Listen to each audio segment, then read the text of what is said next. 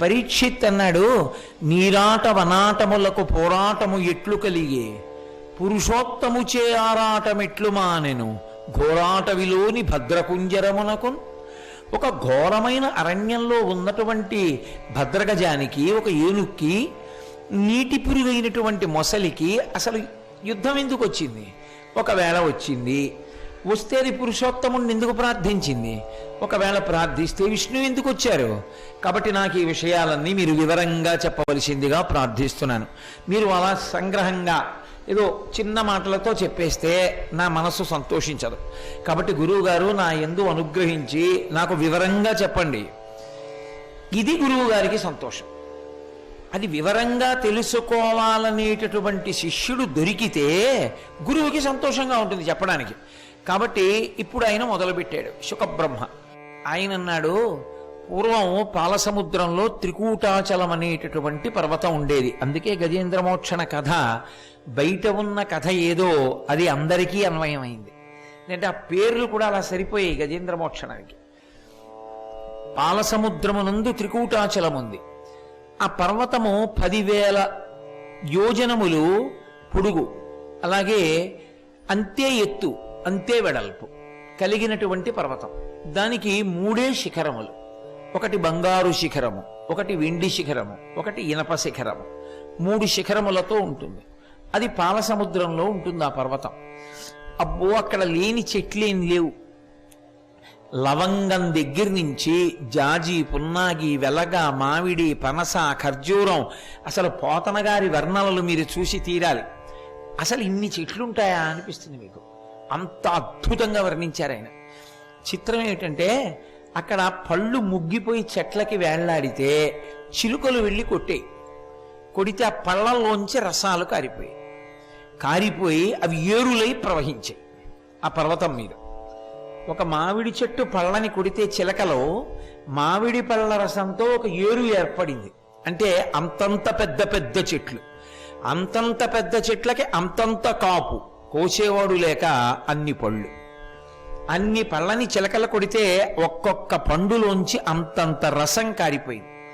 అంత అందమైనటువంటి త్రికూటాచలం. దాని నిండా సరోవరాలు, సరోవరాల నిండా పద్మాలు, పద్మాల నిండా గండు తుమ్మెదలు.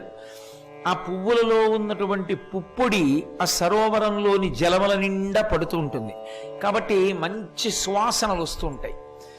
అక్కడ అనేకమైనటువంటి జంతువులు ఉంటాయి. ఒక జంతువు కాదు, పెద్ద పులులు, సింహాలు, లేళ్లు, జింకలు, కోతులు, ఏనుగులు, పాములు, నెమళ్ళు, శరభాలు, అడవి పందులు, ఇన్ని జంతువులు ఉన్నాయి ఆ అరణ్యంలో. అది ఏదో ఒక రకమైన జంతువులు మాత్రమే ఉండేటటువంటి పర్వతము కాదు. అయితే ఆ పర్వతం మీద ఇన్ని జంతువులున్నా అక్కడ గొప్పతనం ఏమిటి అంటే, ఆ పర్వతం మీద ఉన్నటువంటి అత్యంత బలమైన ప్రాణి ఏది అంటే ఏనుగు. ఆ ఏనుగులు గుంపులు గుంపులుగా తిరుగుతుంటాయి అక్కడ. ఆ గుంపులు గుంపులుగా తిరిగేటటువంటి ఏనుగులు ఎంత బలమైనటువంటి ప్రాణి అంటే, అవి చీకటి పడిపోయిన తరువాత చీకట్ల గుంపులు ఎలా వస్తాయో గుహలలోంచి ఏనుగుల మందలు అలా వస్తాయన్నారు పోతన గారు. అది ఆ కవిత్వం అనుభవించగలిగినటువంటి హృదయం, ఆ చెప్పగలిగినటువంటి పరిణతి అలా ఉండాలి. ఆ చీకటి పడుతోందనుకోండి, సూర్యాస్తమయం అయితే ఎటు చూసినా చీకట్లు వస్తాయి, చీకట్ల గుంపులు వచ్చాయా అన్నట్టు ఉంటుంది. ఏనుగు చీకటి ముద్దలాగే ఉంటుంది, నల్లగా ఉంటుంది. అవి సాయంకాలం నీళ్లు తాగుతాయి. సాయంకాలం నీళ్లు తాగడానికి ఏం చేస్తాయంటే, ఎక్కడ నీళ్లు తాగేటటువంటి ప్రదేశం ఉంటుందో అక్కడికి వస్తాయి గుంపులు గుంపులుగా. వచ్చి నీళ్లు తాగుతుంటాయి. నేను ఒకసారి భద్రాచలం వెళ్ళాను మారేడుమిల్లి నుంచి. ఆ డ్రైవర్ బాగా అనుభవజ్ఞుడు. ఆ దారిలో అతను ఒక చోట ఆపాడు కారు. ఆపి, గురుగారు ఒకసారి ఆ కిందకి చూడండి లోయలోకి అన్నాడు. ఏమయ్యా అని చూశాను. పెద్ద ఏరు ఒకటి వెళ్ళిపోతోంది. అది అచ్చు పాము ఎలా వెడుతుందో అలా వెడుతోంది. దాని పేరు కూడా నాగులేరు. ఇక్కడే పులులు వచ్చి తాగుతాయి గురువుగారు నీళ్లు. అవి రాత్రి 10 గంటలు దాటిన తర్వాత ఈ దారిలో వెడితే కనపడుతుంటాయి. అప్పుడప్పుడు పడుకుంటాయి రోడ్డు మీదకి వచ్చి. నిజంగా కూడా ఆ దారిలో భద్రాచలం వెడుతుంటే వృక్షాలంటే ఏమిటో అక్కడ చూడాలి. మహావృక్షములే ఒక్కొక్కటి, అంతంత చెట్లు. కాబట్టి ఆయన అన్నాడు, అదిగో ఇక్కడ నీళ్ళని తాగడానికి పులులు వస్తాయి. అలా చీకటి పడిన తరువాత నీళ్లు తాగడానికి అక్కడ ఏనుగులు వస్తాయి. ఏనుగులు చీకటి పడిన తరువాత వస్తాయి కాబట్టి చీకట్ల గుంపులు వచ్చినట్టుగా వస్తాయి సాయంకాలం అయిన తర్వాత బయటికి. అవి తలగవు కొండలకైనను మలగవు సింగములకైన మార్కును కడిమిన్ గలగవు పిడుగులకైనను ఇలబల సంపన్న వృత్తి ఏనుగుగున్నల్. పోతన గారి పద్యాల్లో ప్రత్యేకించి గజేంద్ర మోక్షం దగ్గరికి వెళ్ళేటప్పటికీ ప్రతి పద్యంలోనూ ఏదో మిలికి ఉంటుంది. తలగవు కొండలకైనను మలగవు సింగములకైన మార్కును కడిమిన్ గలగవు పిడుగులకైనను. ఆ ఏనుగుల గుంపులు బయటికి వస్తేట వాటికి ఏదైనా కొండ అడ్డొస్తే అవి పక్క నుంచి వెళ్ళవుట. కొండకి పక్క నుంచి మేము వెళ్ళడం ఏమిటి, అడ్డంగా కొండ వస్తే అని కుంభస్థలాలతో కొండ బదలు కొట్టేసి పెడతాయిటవి. అంత పొగరుబోతు ఏనుగులవి. కాబట్టి తలగవు కొండలకైనను మలగవు సింగములకైన. అసలు ఏనుగు పడుకుంటే సింహం కల్లోకి వస్తే చచ్చిపోతుంది. శాతన ఖగ్రఖండితల సన్మజ కుంజర కుంభముక్త ముక్తాతశీల అంటారు నన్నయ్య గారి భారతంలో. ఆ సింహం ఎగిరి దూకి ఏనుగు యొక్క కుంభస్థలం మీద కొట్టి బాగా చీల్చి ఆ మాంసాంతిని ముత్యాలు జల్లుతుంది. అది ఏనుగుని సింహం చంపే తీరు. అందుకని ఏనుగుకి భయం సింహం అంటే. అటువంటి సింహం గర్జన చేస్తే ఏనుగులు తరుగుతాయిట. వాటిని ఏనుగులు తరిమితే సింహాలు పారిపోతాయిట అక్కడ. అంత బలమైనటువంటి ఏనుగుల గుంపులు. కాబట్టి తలగవు కొండలకైనను మలగవు సింగములకైన మార్కును కడిమిన్ ఇవి తరిమి యుద్ధానికి వస్తాయిట. ఓన్లే సింహం పోయిందని ఊరుకోవు, సింహాన్ని చంపడానికి ఏనుగు పరిగెడుతుంది. కాబట్టి గలగవు పిడుగులకైనను, అవి సాయంకాలం పూట అలా వెడుతున్నప్పుడు వర్షాకాలంలో మబ్బులు వేసి ఎక్కడో ఉరి మెరుపు మెరిచి పిడుగుబడింది అనుకోండి, చాలా కోపంట వాటి. ఏమిటంత చప్పుడు అంటే మాకన్నా బాగా అరవగలవా అని తొండం ఎత్తి పెద్ద గర్జన చేస్తాయిట. ఎవరా చప్పుడు చేసింది ఆకాశంలో అని, ఏదో బీ సైలెంట్ అంటుంటారే, అలా అవే చెయ్యాలి. అల్లరి చేస్తే ఎవరు అరవకూడదు బయటకు వచ్చినప్పుడు. అంటే అంత శాసకత్వం, అంత బలం వాటిది. గలగవు పిడుగులకైనను ఇలబల సంపన్న వృత్తి ఏనుగుగున్నల్. అక్కడ వేశారు పోతన గారు మెలిక. వీటి బలమంతా ఎక్కడో తెలుసా? ఇలా భూమి మీద. ఇలబల సంపన్న వృత్తి, భూమి మీద బలం తప్ప ఇంకో చోట దీనికి బలం లేదు. ఎందుకని? ఏనుగు అగ్నిలోకి వెళ్ళదు. ఏనుగు నీటిలోకి వెళ్ళిన నీటి పురుక్కి దొరికిందంటే పనిచేయదిహ, మొసలు పట్టేసుకుంటుంది. ఏనుగు భూమి మీద మాత్రం అత్యంత బలమైన ప్రాణి. ఎందుకంటే ఏనుగంత పెద్ద ప్రాణి ఇంకా లేదు లోకంలో. ఏనుగంత బుద్ధి కలిగిన ప్రాణి కూడా ఉండదు. అంత బుద్ధి కలిగిన ప్రాణి. ఎంత సునిశ్చిత పరిజ్ఞానం అంటే దాని దృష్టి ఎంత గొప్పదంటే, దాని తొండంతో గుండు సూదిని తీస్తుంది. దాని తొండంతో దేవదారు దొంగ పట్టుకుని రాజులు కట్టినటువంటి కోట ద్వారాన్ని బదలగొడుతుంది. అది పట్టుకు పరిగెత్తి. దానిదంత సునిశ్చిత ప్రజ్ఞ, అంత బరువైన పని చేస్తుంది, అంత సున్నితమైన పని చేస్తుంది. ఇన్ని ఉన్నా దీని బలమంతా భూమి మీదే. భూమి మీద బలమైన దానికి ఓ పరిమితి ఉంది, అది ఎగరలేదు. అది ఎందుకు? అన్ని ప్రాణులలోకి భూమి మీద చాలా తక్కువ ఎత్తు మాత్రమే ఎగరగలిగినటువంటి ప్రాణి ఏనుగు. కారణం ఏమి అంటే దాని ఒంటి బరువే దానికి అడ్డు. ఇదే గజేంద్ర మోక్షం చెప్పడానికి ఆధారం. గజేంద్ర మోక్షం కథకంతటికి అంతర్లీనంగా తత్వం వెళ్ళడానికి రహస్యం ఎక్కడుందంటే ఇలబల సంపన్న వృత్తి అన్న దగ్గరే ఉంది. ఈ ఏనుగులు బయటికి వస్తేట పులుల మొత్తంబులు పొదరిండ్లలో దూరు, పులుల మొత్తంబులు పొదరిండ్లలో దూరు, భూదారముల చేరు హరిణ చెయ్యము. అవి ఎంత బలమైనటువంటి ఏనుగులంటే అవి బయలుదేరి వస్తే పులులన్నీ కూడా పొదరిళ్లలోకి పారిపోతాయి. అలాగే భూదారములు నేల బొరియలలో దాగు హరిదంతములకేగు హరిణ చెయ్యము మడుగుల జొరబారు మహిష సంఘంబులు గండశైలంబుల కపులపాకు వాల్మీకముల చొచ్చు వనభుజంగంబులు అలాగే ఆ నెమళ్ళు నింగికెగయు నీలకంఠంబులు నింగికెగయు వాల్మీకముల సొచ్చు వనభుజంగంబులు నీలకంఠంబులు నింగికెగయు వెరచి చామరీ మృగంబులు వీచువాల చామరముల విహరణ శ్రమమువాయ భయత పరిహేల విహరించు భద్రకరుల గాలి సోకిన మాత్రాన జాలినొంది.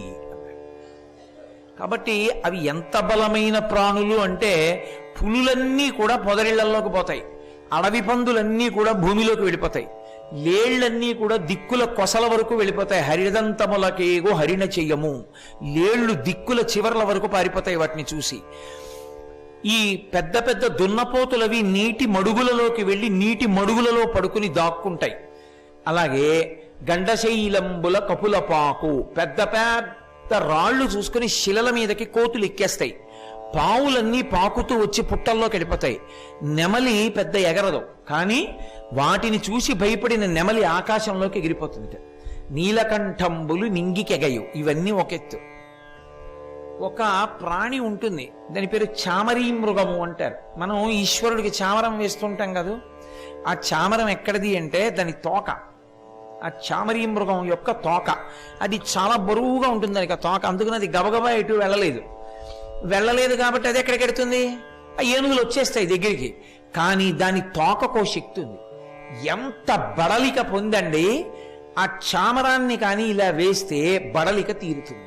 అందుకే చామరీ మృగం తోకలో ఉన్నటువంటి వెంట్రుకలు తీసి కుచ్చు కట్టి, అందుకే ముట్టుకోకూడదు. ఇలా చామరం వేసేటప్పుడు అడుగు నుంచి ముట్టుకోకూడదు. చామరం ఇచ్చారనుకోండి వేయమని, ఇలా ఆ వెంట్రుకల వైపు పట్టుకోకూడదు. కారణం ఏమిటంటే వెంట్రుకలు మహాపాపం, దాన్ని ఇలా పట్టుకోకూడదు, పిడి పట్టుకోవాలి. కానీ ఆ వెంట్రుకలకు ఉన్న లక్షణం ఏంటంటే లోకంలో దేని వెంట్రుకైనా సరే పూజనీయము కాదు. సరే, ఆవు వెంట్రుకల విషయంలో అసలు ఆ సమస్య లేదు, ఎందుకంటే దాని రోమ కూపముల యందు 33 కోట్ల మంది దేవతలు కూర్చుంటారు. లోకంలో అత్యంత గౌరవప్రదమైనటువంటి వెంట్రుక ఏదో తెలుసా అండి? ఎవరిదో తెలుసా? 2 ప్రాణులవి. ఒకటి ఏనుగు వెంట్రుక. ఏనుగు వెంట్రుకకున్న శక్తి ఏమిటంటే అది దృష్టి దోషాన్ని విరిచేస్తుంది. అందుకే కొంచెం శాస్త్రం తెలుసున్న తాతగారు అయితే ఏం చేస్తాడంటే, మనవడు పుట్టాడు అనుకోండి, ఏనుగు వెంట్రుక తీసుకొస్తారు. ఏనుగు వెంట్రుక అంటే దేవాలయాల్లో ఉండే ఏనుగుది పీకి పట్టరాకూడదు, ఎక్కడో సంపాదించాలి, దాన్ని అనుమతి తీసుకుని తెచ్చుకోవాలి. ఏనుగు దగ్గర నుంచి తెచ్చి తావీజులో పెట్టి దాని లోపల పెట్టి పైన తావీజు పెట్టేసి మెడలో వేస్తారు. ఆ ఏనుగు వెంట్రుక కానీ మీద ఉంటే అది దృష్టి దోషాన్నంతటినీ పరిహరిస్తుంది, దానికి ఆ శక్తి ఉంది. రెండవది చామరీ మృగం యొక్క తోకకి ఉండేటటువంటి కుచ్చులోని వెంట్రుకలు, అవి భగవంతునికి శ్రమ తీరుస్తాయి. అందుకే ఇంకా ఎవరికి వీరిదని. మీరు గొప్ప గొప్ప ప్రతిష్ఠ జరిగి పూజలు జరిగేటటువంటి మూర్తులకు అభిషేకం చేస్తే ఆయనకి తర్వాత చెమట పడుతుంది. చెమట పడితే ప్లోత వస్త్రము అంటారంటే ఒళ్ళు తుడుస్తారు. ఒళ్ళు తుడడం అంటే గుడ్డ ఇలా చూపించడం కాదు. గుడ్డ ఇలా చూపిస్తే ఒళ్ళు తుడుచుకున్నట్ట. తువ్వాలు పట్టుకొచ్చి స్నానం చేశాక ఇలా చూపించాను అనుకోండి, ఒళ్ళు తుడుచుకున్నట్ట. తుడవాలి, ఒళ్ళు జాగ్రత్తగా మెత్తగా తుడవాలి. తుడిస్తే ఒళ్ళు తుడిచినట్టు. ప్లోతవస్త్రం అంటారు. అది సువాసన వస్తుంది. ఆయన చెమట సువాసనతో ఉంటుంది, ఆయనకి బడలిక కలుగుతుంది ఈశ్వరుడికి. అందుకే స్నానం చేయిస్తే ఉపచారంలో వెంటనే శుద్ధ ఆచమనీయం సమర్పయామి, కాసి నీళ్లు తాగండి అంటారు. చెమట పడితే నీళ్లు పోయాయి కదా, సాల్ట్స్ పోతాయి. పోతే మళ్ళీ వాటిని ఎక్కించుకోవాలంటే కాసిన మంచినీళ్ళు తాగాలి. ఈశ్వరుడికి కూడా మంచినీళ్ళు ఇస్తారు, అందుకే శుద్ధాచమనీయం సమర్పయామి అని. ఆయనకి పూజ అంతా చేసిన తర్వాత ఆయనకి బడలిక కలుగుతుంది. మళ్ళీ అలా కూర్చుని పువ్వులు ఎంత వేడో రోజు పూలదండలు వేయించుకునేవాడికి తెలుస్తుంది. స్వానుభవమున చెప్పు చవటలారా అని. పూలదండ వెనక ఉన్నటువంటి కష్టాలు ఏమిటో తెలియదు పూలదండ వేయించుకోకపోతే. వేయించుకునేవాడికి తెలుస్తుంది పూలదండ కష్టం ఏమిటో. వాటిలో ఎన్ని పురుగులు ఉంటాయి, ఓ మెడక్కి పాగుతుంటాయి, కరిచేస్తుంటాయి, ఒకసారి లాల్చీలోకి వెళ్ళిపోతాయి. ప్రవచనం అయ్యేంత పర్యంతం భరించడమే. ఎంత వేడో పువ్వులు. మల్లె పువ్వు చూడడానికి అంత సొబగా ఉంటుందా? మీరు ఎప్పుడైనా మల్లెపూల కింద చేతులు పెట్టి ఉంచండి కాసేపు, అలా మల్లెపూల రాశి కింద చెయ్యి పెట్టి ఉంచండి, కాలిపోయినట్టు అయిపోతుంది, అంత వేడి పువ్వు. అసలు ఇంకొక మాట చెప్తాను మీకు, గులాబీల దండ కానీ మీరు ఒక్క 20 నిమిషాలు మెడలో ఉంచుకుని వెళ్ళిపోతే విడిదికి వాతం చేసి పడిశం పట్టేస్తుంది. అవి పూలకి ఒక్కొక్క పువ్వుకి ఒక్కొక్క లక్షణం ఉంటుంది. ఇన్ని పూలు ఈశ్వరుడు భరిస్తాడు మరునాటి సూర్యోదయం వరకును. ఆయనకి ఎంత బడలికగా ఉంటుంది. అందుకే ఎవడు సూర్యోదయాత్పూర్వం నిర్మాల్యం తీయడో వాడిని అసహించుకుంటాడు ఈశ్వరుడు. ఆ కుళ్ళు కంపులో కూర్చోవాలి ఆయన. కాబట్టి ఆ వేడి, ఆ భారము తగ్గాలి అంటే తప్పకుండా ఒక పని చెయ్యవలసి ఉంటుంది. ఏమిటి ఆ పని అంటే, చామరం వేస్తారు. పూజ అంతా అయిపోయిన తర్వాత రాజోపచారములు అని ఉంటాయి. రాజోపచారములలో ఛత్రం ధారయామి, చామరం విజయామి. చామరం వేస్తే ఏమవుతుంది అంటే ఆయనకి బడలిక తీరుతుంది. ఇప్పుడు ఈ చామరీ మృగాలకి తోక పెద్దది కదా మరి, ఈ వెంట్రుకలతోటి అవి అటు ఇటు పరిగెత్తలేవు, ఆ ఏనుగులు వచ్చేసాయి. అవి వీటిని ఏమన్నా చేస్తాయేమో అని అవేం చేశాయంటేట, విహరణ శ్రమమువాయ భయద పరిహేల విహరించు భద్రకరుల, ఆ అన్నిటికీ భయం కలిగేటట్టుగా బయటికి వచ్చి తిరిగేటటువంటి ఏనుగుల గుంపుల దగ్గరికి వెళ్ళి, అయ్యో పాపం మీరు అలసిపోయారు, మీ అలసట తీరడానికి మీకు చామరం వేద్దామని నించున్నామని ఆ ఏనుగుల దగ్గరికి వెళ్ళి తోకోపుతాయిట. చామరం వేస్తే అప్పుడు అవి సంతోషిస్తాయిట, ఓ ఇవి మాకు చామరం వేశాయిరా అని వాటిని వదిలేస్తాయిట. అంటే ఈశ్వరుడు అందుకోవలసిన రాజోపచారాన్ని సాయంకాలం బయటకు వచ్చిన ఏనుగు అందుకుంటుంది ఆ అరణ్యంలో. అది దాని బలం. దాని బలం ఏమిటో చెప్పాలంటే ఇంతకన్నా ఎలా చెప్తారంటే, అసలు పోతన గారి యొక్క ఆంధ్రీకరణ వైభవం అంటే అది. భయద పరిహేల విహరించు భద్రకరుల విహరణ శ్రమమువాయ గాలి సోకిన మాత్రాన జాలినుంది. వాటి గాలి తగిలేటప్పటికి భయపడి వెళ్ళి చామరం వేసేయటం. అంత బలమైన ఏనుగుల యొక్క గుంపులు ఆ అరణ్యంలో తిరుగుతుంటాయి. ఇలా తిరుగుతూ ఉండగా ఒకనాడు అన్ని మందలు కలిసి నీటి కోసం వెళ్ళాయి. ఒక ఏనుగు దారి తప్పింది అన్నారు పోతన గారు. దేనికి తప్పింది అని అడిగారు. అంటే కారణం చెప్పారు పోతన గారు, దైవవశమున అన్నారు. అందుకే గజేంద్రం చదవాలి అంటే భాగవతంలో అక్షరం అక్షరం జాగ్రత్తగా. అది దారి తప్పిపోవడానికి కారణం దైవము యొక్క శాసనము, దైవవశాన తప్పిపోయింది. అయితే అది ఒక్కటేనా? కాదు. అది తప్పిపోవడానికి, దైవము అలా చెయ్యడానికి అది దేనియందు మగ్నమైందో చూపించారు. దాని వెనక కొన్ని కోట్ల మంది భార్యలు వస్తున్నారు. ఎంతో మంది కాదు దానికి భార్యలు, 10 లక్షల కోట్ల మంది భార్యలు దానికి, ఆ ఏనుక్కి. 10 లక్ష కోటి కరణీనాథుండనయ్యుండి అని చెప్పుకుంది అది. నాకు 10 లక్షల కోట్ల మంది భార్యలంది. కాబట్టి వాళ్ళందరూ వస్తున్నారు వెనకాల. అదేం చేస్తోంది మరి? ఇంతమంది భార్యలు వస్తే అలా వెడుతూ సంతోష పెట్టాలిగా. భార్యతో కలిసి వెడుతున్నాడు అనుకోండి, అబ్బా ఏమండి మన ఊళ్ళో ఉండవండి ఇలాంటి మల్లెపూలు అందనుకోండి, అవును ఉండవు అని వెళ్ళిపోవడానికి భర్త పక్కన ఆగు అని ఓ మూర కొని పెట్టుకోవాయ్ అంటే కదా ఆవిడ సంతోషిస్తుంది. కొనపెట్టకపోయినా ఏమనుకోదు, ఆవిడే కొనుక్కుని నా ప్రారంభం గొప్ప భర్త అనుకుంటుంది. కాబట్టి అది చెప్పడంలో ఉండేటటువంటి హృదయం. కాబట్టి ఇన్ని కోట్ల మంది భార్యలు వస్తే ఆయన ఏం చేస్తున్నాడు అంటే కనపడ్డ పూలగుత్తులన్నీ కోస్తున్నాడు. ఒకళ్ళ ఇద్దరా? ఇంతమందికి అందించద్దు, ఇంతమందికి పూలగుత్తులు ఇస్తున్నాడు, ఇంతమంది మీద ఆకులు పెడుతున్నాడు. లేత పసరిక గడ్డి కనపడితే ఆ గడ్డి కోసి జాగ్రత్తగా తొండంతో తనకి అత్యంత ప్రియమైన అనురాగవంతమైనటువంటి భార్యల నోటిలో పెడుతున్నాడు. వాటికి మదజలము కారుతూ ఉంటుంది. అసలు ఏనుగుకి మదజలం కారినప్పుడు మీరు కొంతసేపు నిలబడి చూడాలి. ఏనుగుని చూడడం ఒక ఎత్తు అయితే మదజలము కారేటటువంటి ఏనుగుని చూడడం ఒక ఎత్తు. అది మీరు పురాణాల్లోనూ కావ్యాల్లోనూ తరచు కనపడుతుంది, మదజలము స్రవిస్తున్న ఏనుగు అని. కానీ అది నేను ఏదో నోటితో చెప్తే మీకు అదేమి రుచించదు, అందదు. దాన్ని మీరు చూడాలి. నేను ఎక్కడ చూడొచ్చో కూడా మీకు అవకాశం చెప్తా. గురువాయూరులో చూడొచ్చు. గురువాయూరులో కృష్ణ పరమాత్మకి ఏనుగుల శాల ఉంది. దానికి ఈ కంటికి చెవికి మధ్యలో ఉంటుంది ఒక కన్నంలాగా. అందులోంచి మదజలం కారుతుంది. ఆ మదజలానికి ఉన్న లక్షణం ఏమిటంటే అది విపరీతమైన సువాసన, తీపి. దానికోసం ఏం చేస్తాయంటే తుమ్మెదలు వస్తాయి. తుమ్మెదలు కూడా ఏం చేస్తాయంటే అపురూపమైన పదార్థం దొరికిందనుకోండి, అత్యంత ప్రియమైన భార్య అంటే ఏమన్నా అత్యంత ప్రియం కాని భార్య కూడా ఉంటుందా అంటే ఉంటుంది. భర్త మనసు అంత చూరగొనలేకపోయిన ఆవిడనుకోండి, గయ్యాడావిడనుకోండి, ఏదో పెడతాడు. కానీ మనసు చూరగొన్న భార్యకి పెట్టడానికి భరించి పక్కన తీసుకెడుతున్న భార్యకి తేడా లేదేమిటి? తప్పకుండా ఉంటుంది. నేను క్షమింపబడదను గాక.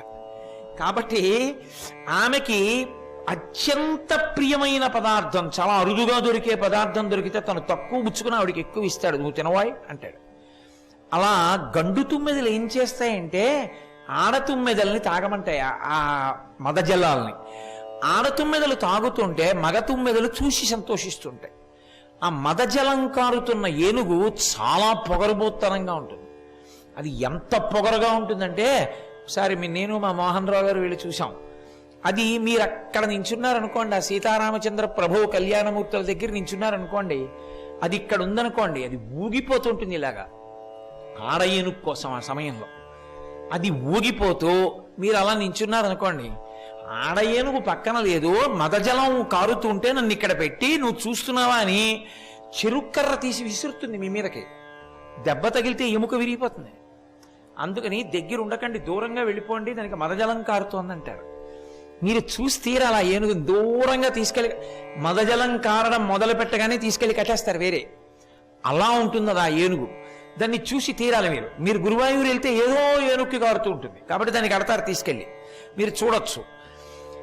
అలా మదజలము స్రవిస్తూ అది మూచూచి ఋతుకాలమును బట్టి సంగమిస్తోంది. ఆడ ఏనుగులతో సంగమిస్తూ నీటి కోసం వెడుతోంది. అంటే అంత కామోపభోగాన్ని అనుభవిస్తూ సంతోషంగా ఈ ఏనుగులన్నిటితో కలిసి బయలుదేరి ఆఖరికి అది కూడా ఒక జలాశయం దగ్గరికి చేరుకుంది. సర్వం శ్రీ ఉమామహేశ్వర పరబ్రహ్మార్పణమస్తు. స్వస్తి.